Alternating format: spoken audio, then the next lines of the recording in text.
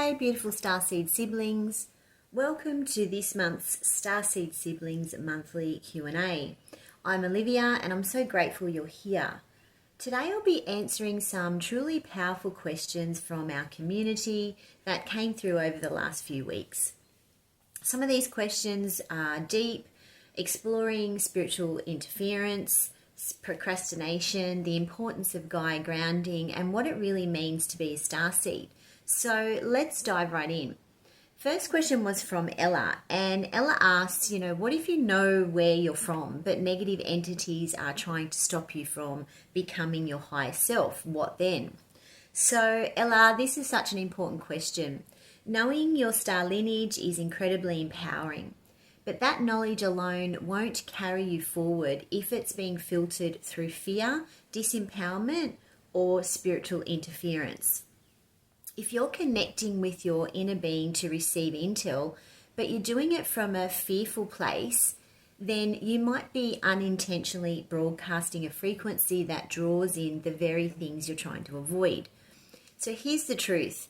You are a sovereign being, but that sovereignty must be embodied.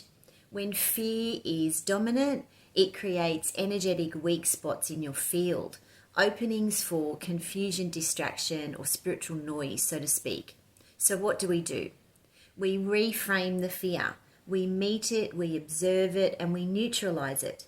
This is where belief rewiring and mindset work becomes your most valuable tool. This is your spiritual hygiene, if you like. You shift from vibrating in fear to vibrating in curiosity, exploration, and even maybe excitement. And these aren't just nice feelings, they're frequency stabilizers. They help you hold your alignment with source. They keep your channel open and flowing freely. So if fear shows up, don't panic.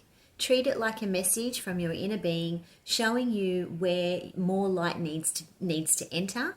You're not broken, you're in that becoming phase.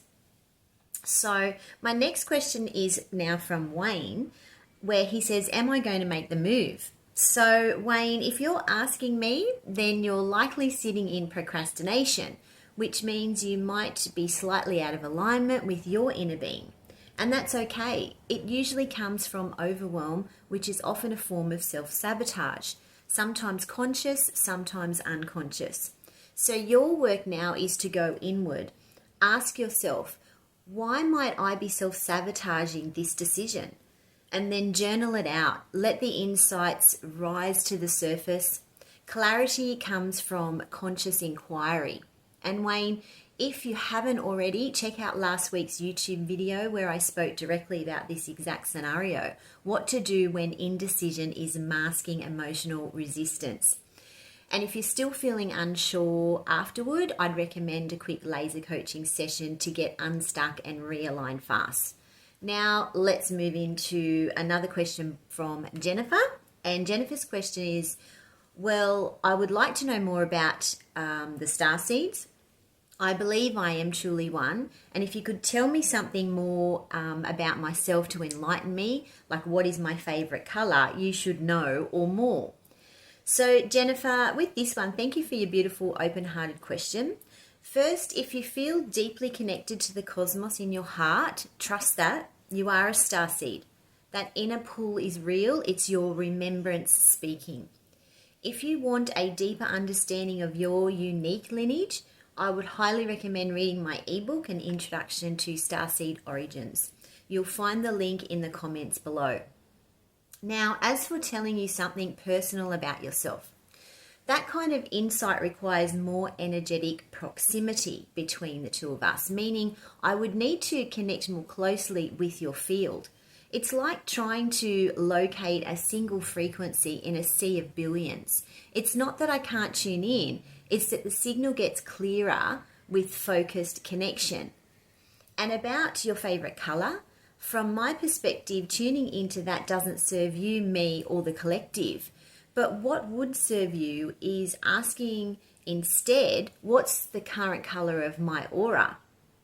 Now that will tell you far more. It reveals your current mood, your dominant energy in the moment, and where your field might be holding stuck or darker frequencies. That's what I would focus on. That's what can truly guide your evolution. Final question is a collective one I get often from many of you in different sort of formats, but basically it's, why is anchoring into Gaia while staying connected to the cosmos so important for our starseed mission? This question is everything. We often get excited about the stars and forget that Gaia isn't just where we landed, she's part of our team.